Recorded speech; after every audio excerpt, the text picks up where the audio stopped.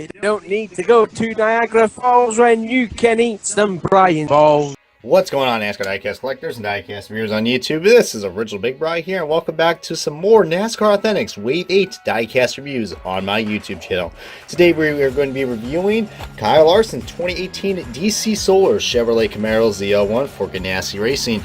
This is an awesome car that I actually picked up on eBay because this was one of the three cars that I had trouble finding for Wave 8, which by the time I uploaded this during this week, as I'm watching the Texas NASCAR playoff race, I just got Wave 8 in my stores, so pretty bad timing. I probably could have waited another week and saved myself a few bucks, but oh well, it is what it is. But yeah, nice looking car that I actually finally got, thanks to that. And I did got some other cars as well. The other two cars I was having trouble finding for Wave 8 were also the Casey Kane WRL Contractors and the Chase Elliott Baja Blast.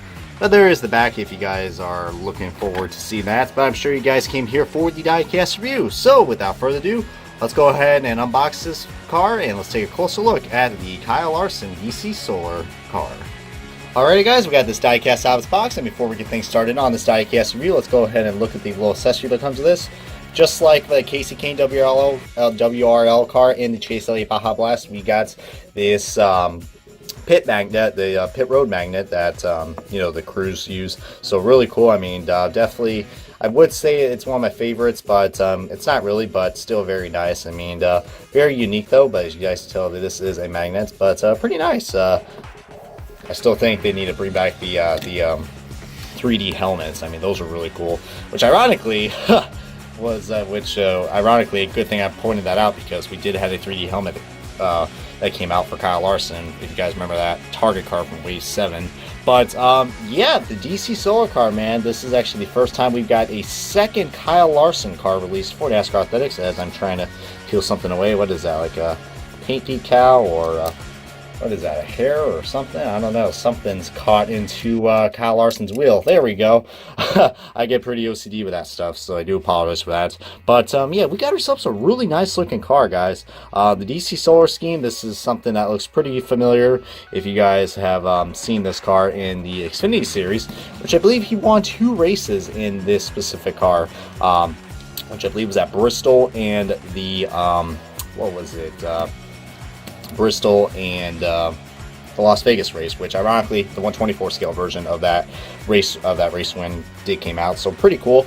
He has not won in this paint team yet in the Cup Series, but it is pretty cool. DC Solar stepped up as a full-time sponsorship for Kyle Larson because after Target left, Kyle Larson only had Credit One Bank and probably that's about it. But luckily, this sponsor right here not only sponsored, but also sponsored his teammate as well. But if you had asked me which DC Solar car does look the best, I think Larson's is probably better than McMurray's, which is ironic because I don't think I'm trying to think, I don't think the DC Solar car hasn't been released yet, or I think it wasn't even offered yet for McMurray's, if I'm not mistaken. So, I mean, unless I'm proven wrong and they put it out for NASCAR Authentics.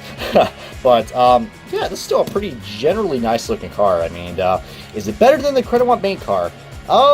Well, you guys can be the judge on that. I mean, if you like blue and white, then you'll probably love both. Speaking of the devil, let's go ahead and take a look at the diecast comparison, which is the Credit One Bank car that we got from Wave 5. So, it is a different shade of a blue that we got.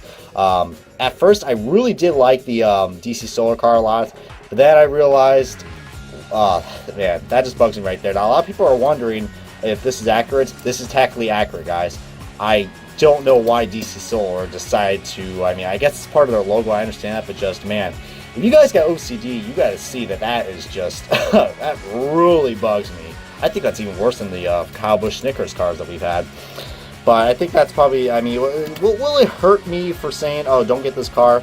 Absolutely not. I mean, the DC Solar car is still an amazing car. I mean, if you're just going to be OCD with logos like I am, then it is probably going to hurt. It hurts you just a little bit. But both are great looking cars. I mean, I do want to say one is my favorite, but I think they both look great, man. I mean, I'm just so glad we actually got 2 Kyle Larson cars. And as you guys also notice as well, that this both these cars, along with the Jay McMurray cars that we've had this year, actually all the Ganassi cars have like this very, it's not really glossy finish to them, but it's like a semi-gloss, semi-matte finish.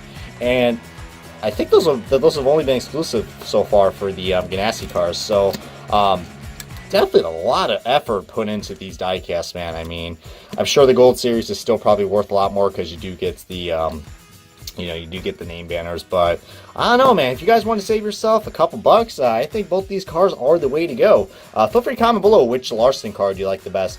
I would say they're both great. I mean, if you could find both, or if you're having trouble finding both these cars, actually, I think the DC Solar one might be actually easier to find, because this car was also released in the second Cracker Barrel wave, if I'm not mistaken. So, no excuses to find this car.